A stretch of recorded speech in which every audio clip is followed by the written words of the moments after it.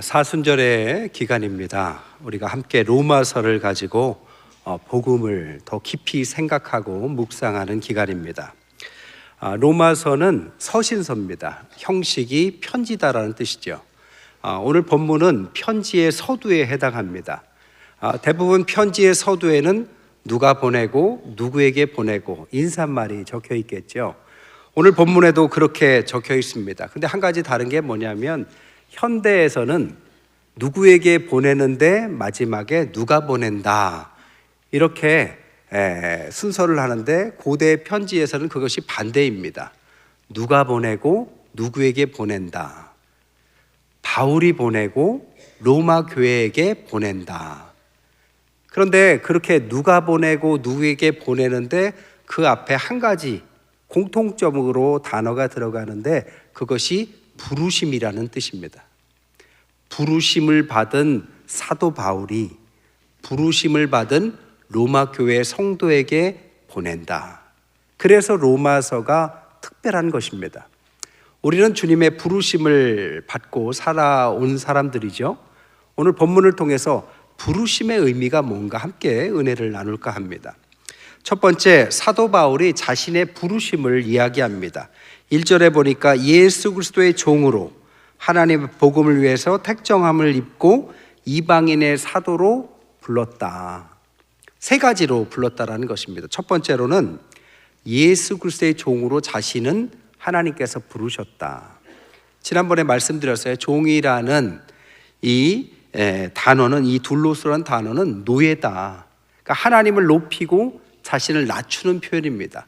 자신의 전 인생은 주님의 이제 종으로서 자신은 부름받아서 자신의 개인의 삶은 없고 온전히 주님의 부르심에만 살겠다. 근데 겸손의 표현이지만 사실 이 의미는 주님의 권위를 가지고 쓰고 있다라는 의미를 갖고 있습니다. 돌아가신 고 이건희 회장님의 비서 중에 한 분이었던 박명경이라는 비서가 있었다고 그래요. 여성분이신데 한 10년 비서 역할을 했다고 합니다. 그런데 이분이 대단한 게 뭐냐? 많은 사람들이 이건희 회장에게 뭘 물어보려면 직접 물어보기가 뭐하니까 항상 이 비서에게 물었다라는 거죠. 그럼 회장님의 의도가 뭐냐? 뜻이 뭐냐? 뭐라고 하시더냐? 그러면 박명경이라는 분이 얘기를 하지만 그 말은 회장님의 말이 되는 것입니다. 권위가 있는 말이죠. 그리스도의 종이다라고 하면 종으로, 노예로 불렀다가 아니라 종이지만 그리스도 예수님의 권위를 가지고 전하는 말이다. 이런 뜻입니다. 두 번째, 자신의 부른 것에 대해서 하나님의 복음을 위해서 자신은 택정함을 입은 자로 불렀다. 부르심을 받았다. 그러니까 한마디로 말하면 주님께서 자신을 택한 것이다. 이 택정함이라는 아포리스메노스란 단어는 두 가지 의미를 갖고 있습니다. 첫 번째 의미는 수평선이란 단어의 의미를 갖고 있어요. 수평선이 뭡니까? 저 하늘과 바다의 경계선을 말하는 거죠. 그러니까 이 수평선을 통해서 한쪽은 하늘이고 한쪽은 바다인 것처럼 자신을 부를 때 자신은 하나님 앞에 택하심을 얻어서 저 하늘에 속한 사람으로 구별된 사람으로 자신은 불렀다라는 뜻입니다.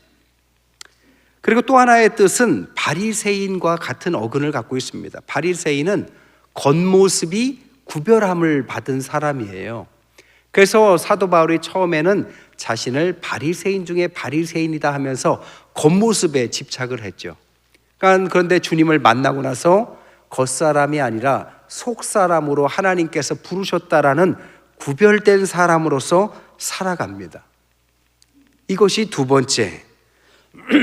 세 번째 부르심은 이방인의 사도로 불렀다라고 말합니다. 당연히 이방인의 사도로 불렀다라고 생각할 수 있지만 그 당시에 썼던 이 사도라는 단어는 아무에게나 쓰는 단어가 아니었습니다. 예수님의 직계 제자 12명에게만 한정된 말이 사도였습니다. 근데 사도 바울은 예수님의 직계 제자도 아니죠. 육신을 입고 계셨던 예수님을 만난 적도 없습니다. 부활하신 주님만 만났어요. 그럼에도 불구하고 사도 바울은 자신을 사도라고 스스로 칭했습니다.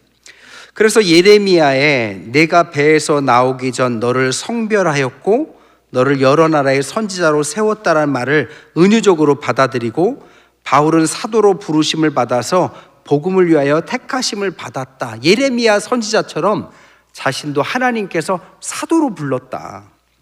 사도행전 9장 15절에는 이방인과 임금들과 이스라엘 자손에게 전하기 위해서 자신은 택한 그릇으로 불렀다.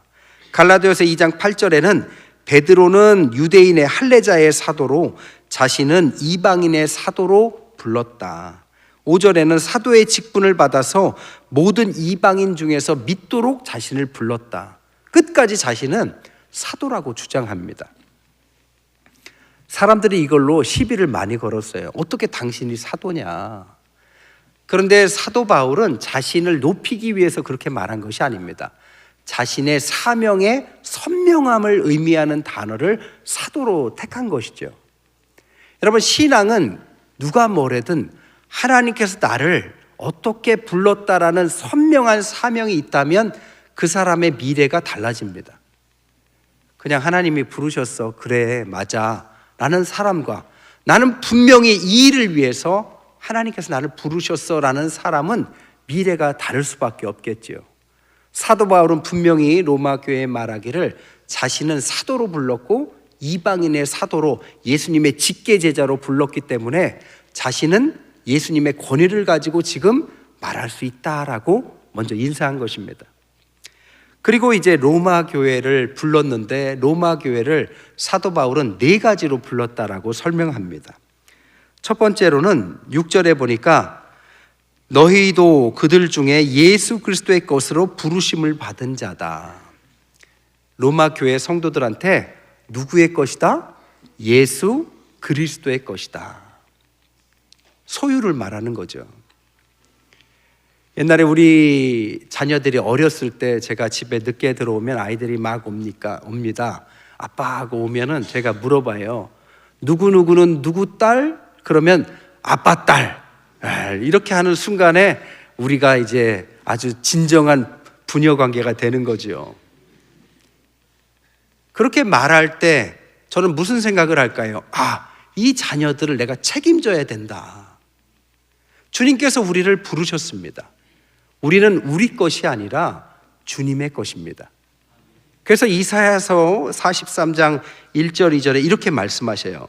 야곱아, 너를 창조하신 여호와께서 지금 말씀하시는데 이스라엘아, 너를 지으신 이가 말씀하시는데 두려워하지 말아라. 내가 너를 구속하고 너를 지명하여서 불렀으니 너는 누구의 것이다? 내 것이다. 물 가운데 지날 때 너와 함께하고 강을 건널 때 물이 너를 침몰도 못하고 불 가운데 지날 때 타지 않고 불꽃이 너를 사르지 못할 거다. 왜? 우리는 하나님의 것이기 때문에. 여러분, 우리는 주님의 것입니다. 주님이 우리를 창조하셨고 우리를 구속하셨고 특별히 선택하여 지명하여서 불렀기 때문에 우리는 우리의 것이 아니라 주님의 것인 줄 믿습니다. 살아가면서 힘든 날이 올 때 사람들이 쉽게 목숨을 저버리는 그 이유가 뭡니까? 자신의 생명이 자신의 것이라고 생각하기 때문이죠. 여러분, 우리의 생명은 우리의 것이 아닙니다. 우리의 삶의 어두운 터널을 지날 때도 분명히 있지만 그러한 삶, 그러한 시간도 우리의 것이 아닙니다. 하나님이 함께 하시는 우리는 하나님의 것입니다. 항상 우리를 스스로 생각할 때 소중히 생각해야 합니다. 왜? 우리는 하나님의 것이기 때문입니다. 두 번째, 이 로마 교회를 뭐라고 불렀느냐? 두 번째로 7절에 보니까 하나님의 사랑을 받는 자로 불렀다. 당시 로마 교회에는 문제가 있었다고 그랬어요. 구성원들이 유대인들과 이방인들이 구성되어 있었습니다. 민족이 다르고 소속이 다르니까 자꾸 유대인들이 뭐라고 하느냐면 자신은 옛날부터 아브라함의 후손으로서 할례도 받고 하나님께서 선택한 특별한 백성이라고 믿었다라는 거죠. 그러다 보니까 이방인들에게는 그렇지 못했다라는 식으로 대우를 하니 둘 사이가 좋을 리가 없었죠. 그래서 이방인들도 유대인들도 확실하게 말하기를 하나님은 누구를 더 사랑하시느냐, 이 말도 안 되는 질문을 서로 했다라는 것입니다. 근데 오늘 본문에 사도 바울은 로마 교회에게 편지하기를 뭐라고요? 너희들은 둘 다 하나님의 사랑을 받는 사람들이다. 누가복음 15장에 탕자의 비유를 하는데 아버지의 아들이 하나가 아니라 둘이죠. 형은 아버지 옆에서 떠나지 않고 있었고 동생은 멀리 갔다 다 잃고 돌아옵니다. 여러분, 아버지가 누구를 사랑합니까? 첫째 형도 사랑했고 다 잃고 돌아온 동생도 사랑하셨죠. 함께했던 유대인들도 사랑하시고 아직 하나님을 알지 못해서 방황하고 돌아온 이방인들도 사랑하신다라는 이야기가 탕자의 이야기입니다. 우리가 사랑한 것이 아니라 주님께서 우리를 사랑하신 것입니다. 우리는 주님의 자녀이고 소유이기 때문입니다. 어느 책에 보니까 탕자가 성경에 보니까 돌아와서 아버지께 환대를 받는데 그 위에 어떻게 됐을까를 상상으로 쓴 책이 있어요. 거기에 보면 질문이 있어요. 돌아온 탕자가 아버지께 돌아왔다 할지라도 그가 만약에 3가지 문제가 해결되지 않으면 다시 집을 나갈 수도 있다. 첫째, 어떤 문제냐? 과거에 대한 죄책감을 해결하지 못했을 때. 두 번째, 밖에서 익숙해졌던 방탕한 생활의 습관을 고치지 못했을 때. 세 번째, 형과 주변의 싸늘한 눈초리를 참지 못할 때 또 나갈 수 있다는 겁니다. 근데 이 이야기는 사실 우리에게 하는 이야기죠. 교회 안에 들어왔습니다. 주님을 믿기로 다짐했어요. 근데 주님이 받아주셨는데 아직도 주님을 구세주로 받아들이지 못한 사람은 이 의의 문제가 해결이 안 된 것입니다. 주님께서 믿음으로 칭의, 의롭다 하셨다, 그래서 구원받았다, 하나님의 자녀가 됐다, 다 끝났다가 해결되지 않은 사람은 그 죄책 속에서 시달립니다. 두 번째로, 세상에서 살다 보니까 과거의 쾌락과 즐거움을 잊지 못해요. 옛날에는 마음껏 살았어요. 마음껏 돈 쓰고 마음껏 자신을 위해 살았어요. 주님께 돌아와서 주님의 자녀가 됐는데 아직도 과거의 즐거움을 잊지 못해서 그것을 그리워한다면 아직도 주님의 자녀의 의미를 모르는 거죠. 이스라엘 백성들이 출애굽했는데 광야에서 조금 어렵다고 다시 과거로 돌아가고 싶은 회귀 본능이 나오는 것이 바로 이런 부분을 얘기하는 것입니다. 마지막 세 번째로, 아무리 주변이 나를 죄인이었고 어떻게 네가 주님을 믿을 수 있어 라고 싸늘한 시선으로 우리를 본다 할지라도 누구가 우리를 사랑하십니까? 하나님 아버지께서 우리를 사랑하시는 것은 분명한 것입니다.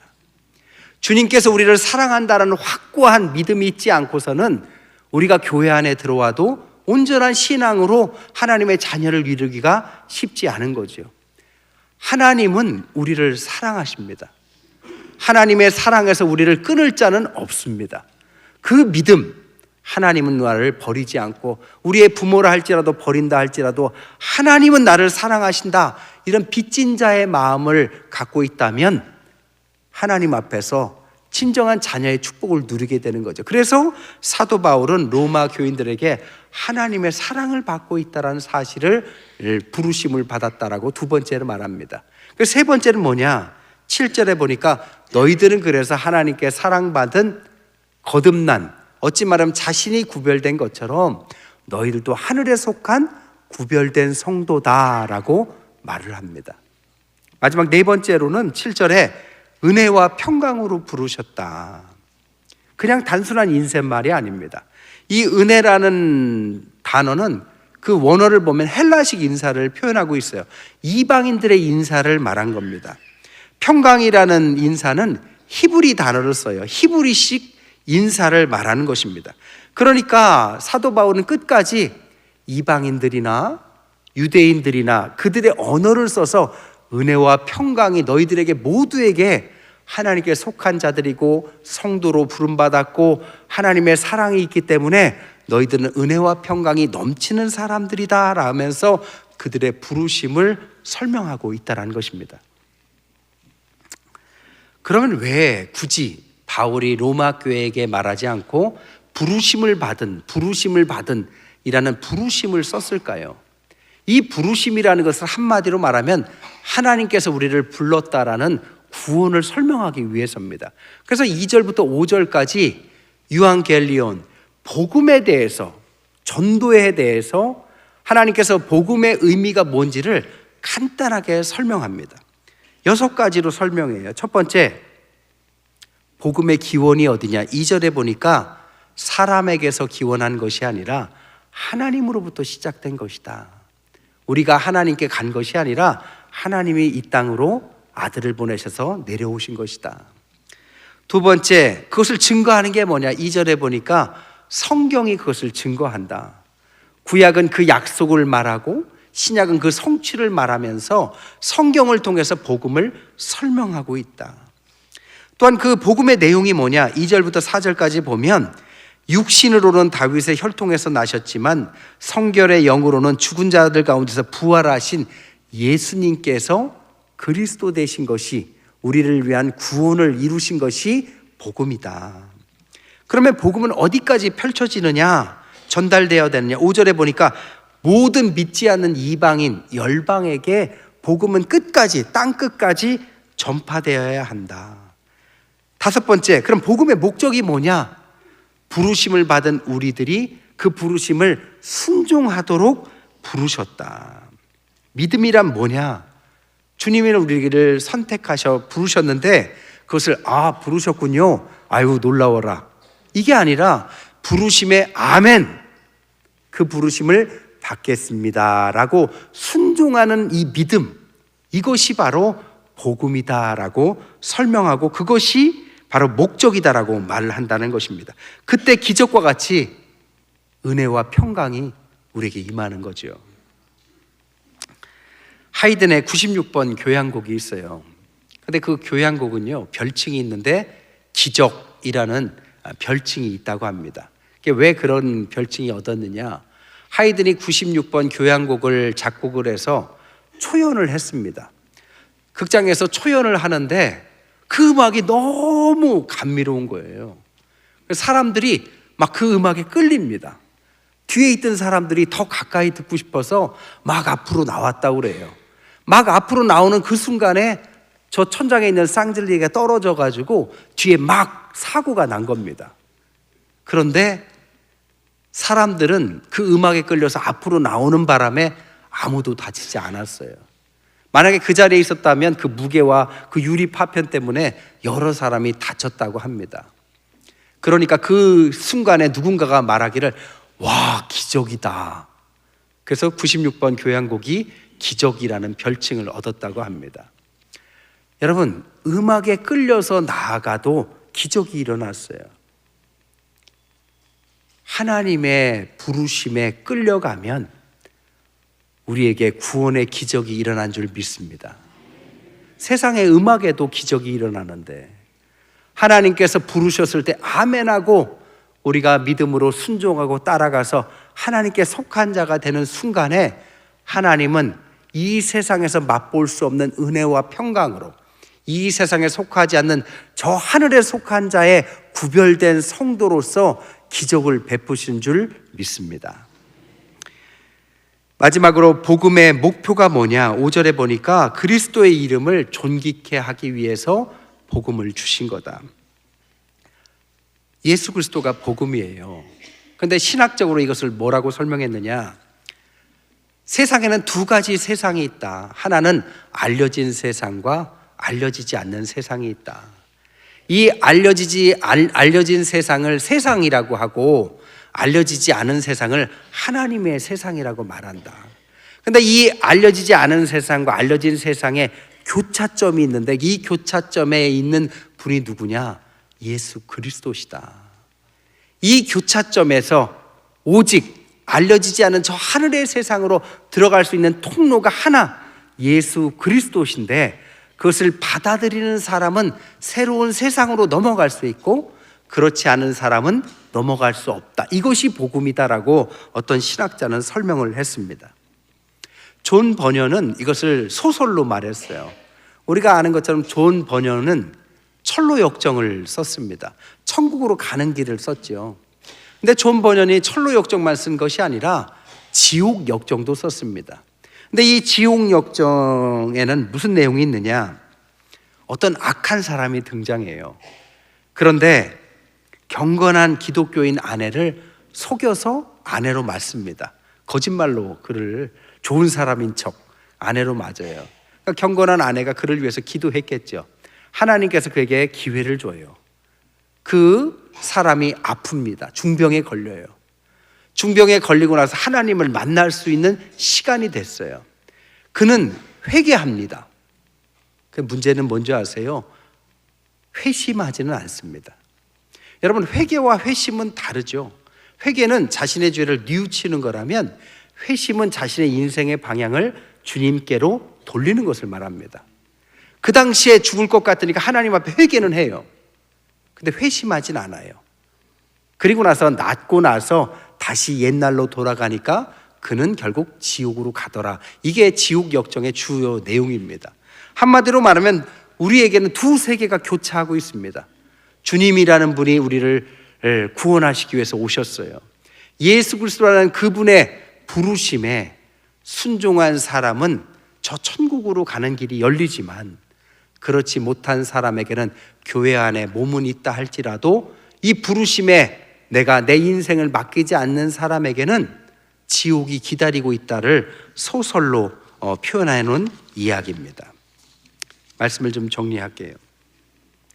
미국의 유명 작가인 마크 맨슨이라는 분이 한국에 와서 한국을 여행하면서 유튜브를 하나 만들고 보여줬습니다. 그 제목이 뭐냐면 세상에서 가장 우울한 나라를 여행했다. 우리나라 와서 여행하고 나서 이렇게 제목을 달았어요. 그가 말하기를 한국은 불안과 우울증과 알코올 중독의 비율이 너무 높더라. 그래서 자살률이 세계 1위더라.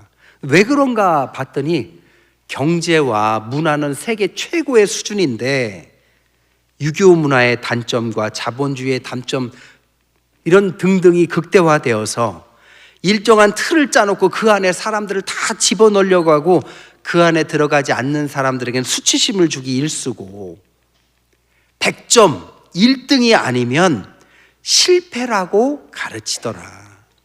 그래서 오직 강한 자만 살아남는 구조를 만들어서 성공한 사람도 있지만 대다수가 실패감에 우울감에 시달리더라. 그래서 한국의 젊은이들 중에서 일을 하지 않고 있는 젊은이들이 50만 명 가까이 되는데 그 중에서도 은둔형 외톨이 히코코모리라고 그러죠. 집에서 배달시켜 먹고 집에서 안 나오는 이 은둔형 외톨이의 청년들이 자그마치 24만 명이나 된다고 하더라라고 세상에서 가장 우울한 나라를 여행했다라고 방송에 올렸습니다. 여러분, 다른 나라 얘기도 아니고 옛날 이야기도 아닙니다. 바로 우리가 사는 이 나라의 이 시대의 이야기인데 이런 나라와 이 시대에 우리는 하나님의 부르심을 받았습니다. 그리고 우리를 통하여 그들을 부르도록 우리에게 부르심을 요청하는 것입니다. 여러분, 부르심이란 클레토스는 이 소명이라고 말해요. 이 소명이라는 것은 하나님의 종으로 부름받은 모든 사람들에게 공통적으로 있었던 현상입니다. 아브라함도 불렀죠. 모세도 불렀죠. 선지자들도 불렀죠. 그들이 특별해서가 아니라 그들이 부르심을 받은 모든 사람 중에 부르심에 응답한 사람들이기 때문입니다. 마틴 로이드 존스라는 분은 원래 의사였습니다. 왕실 의사였는데 나중에 설교가 목회자가 됩니다. 그가 말하기를 그리스도를 선포하는 일은 사람이 부름받을 수 있는 부름 중에 가장 높고 가장 위대하고 가장 영광스러운 소명이다. 그래서 의사의 직분을 내려놓고 목회자가 돼서 설교하고 전도자가 됐다고 합니다. 오늘 사도 바울은 자신을 하나님이 불렀다고 말합니다. 그리고 나서 자신을 부르신 이유가 로마 교회 성도들이 부르심을 받았다는 사실을 알려주기 위해서 불렀다라고 오늘 말하는 것입니다. 마틴 로이드 존스 목사님은 이렇게 말했어요. 우리가 하나님의 부르심의 가치를 깨닫는 순간에 두 가지 마음이 든다. 첫 번째로는 거대한 곤경의 마음이 든다. 두 번째로는 위대한 소망이 든다. 전혀 다른 마음이 들죠. 곤경이 뭡니까? 큰일 났구나. 내가 죄인이구나. 큰일 났구나. 세상이 절망을 향해서, 죽음을 향해서 달려가는구나. 곤경에 처하는 마음이 생기고, 두 번째로는 위대한 소망, 주님이 계시는구나. 나는 구원받았구나. 그들에게 구원을 전해야 되는구나를 위대한 소망으로 받는다고 말했습니다. 그들은 세상에서의 평안이 불안으로 바뀌고, 반대로 세상에서의 불안이 평안으로 바뀌는 그것을 동시에 경험하게 된다라고 말했습니다. 여러분, 주님은 우리를 부르셨습니다. 그래서 이 자리까지 인도하셨습니다. 하나님께서 부르심을 불렀던 우리를 사랑하셔서 불렀고, 우리에게 사명이 있어서 불렀습니다. 여러분, 그 사명과 목적이 뚜렷하고 그 부르심에 정확하게 응답하는 사람들은 감당할 만한 능력도 주셨기에 그 일을 하게 하실 것입니다. 그러나 그 부르심에 아직도 깨닫지 못하고 있다면 그 부르심이 깨달아질 때까지 하나님은 그 부르심을 멈추지 않을 것입니다. 사순절 기간입니다. 이제 열흘 정도 지났어요. 30일이나 충분히 남았습니다. 사순절의 기간 동안에 하나님의 복음에 대해서, 하나님의 부르심에 대해서 함께 묵상하시면서 주님의 놀라운 부르심의 축복 가운데 들어가시는 저와 여러분 되시기를 주님의 이름을 간절히 축원드립니다.